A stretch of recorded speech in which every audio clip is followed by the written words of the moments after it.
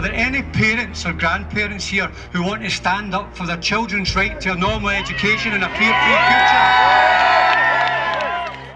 Is there anybody here who wants to defend their right to worship?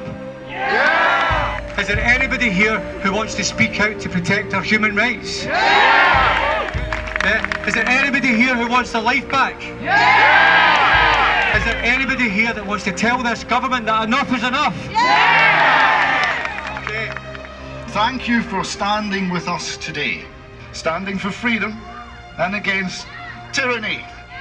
Standing for love and against fear, and standing for joy and against resentment. We have been broken by a year of living alone and looking in on our fearful selves. I want you to undermine and expose the lies that are generating this fear. I want you to give them back their businesses. I want you to give them back their education. I want you to give them back their joy. I want you to give them back their dignity.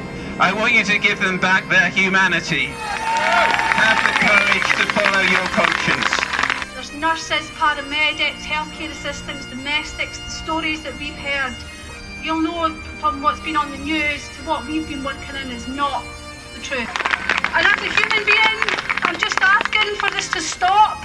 Lead your family into sanity, back into sanity. As we all know, the propaganda is intense. I will not minimise the COVID death toll. I will not minimise the pain and suffering of COVID. But I will continue to demand we acknowledge the pain and suffering of lockdown. So this message is for my grandmother who passed away.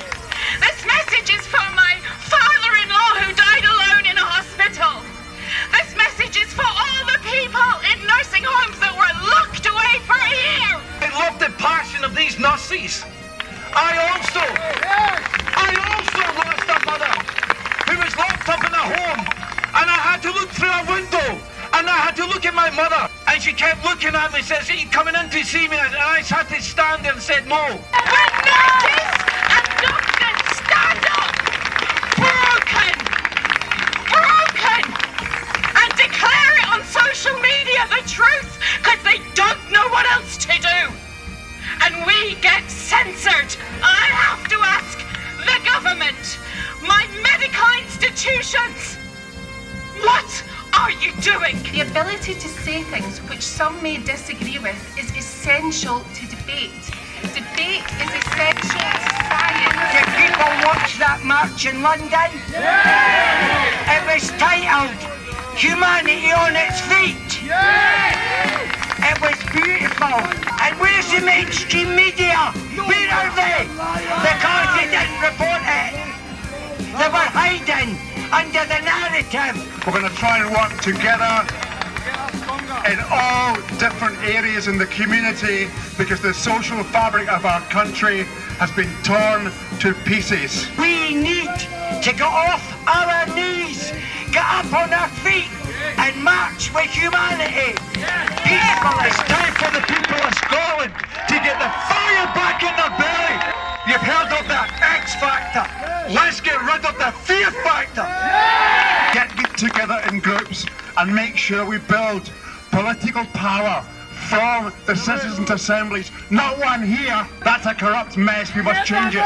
They say politicians are like nappies.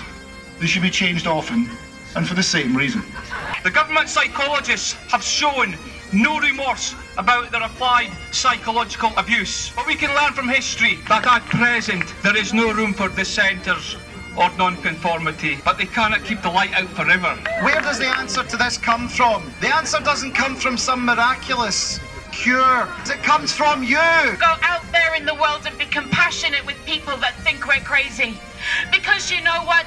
Excuse the French, but shit is happening to them too. Humans need to come closer together, our humanity, and we raise up to the spiritual level. Stay sane, stay strong. For what we have suffered in the last year, I say enough.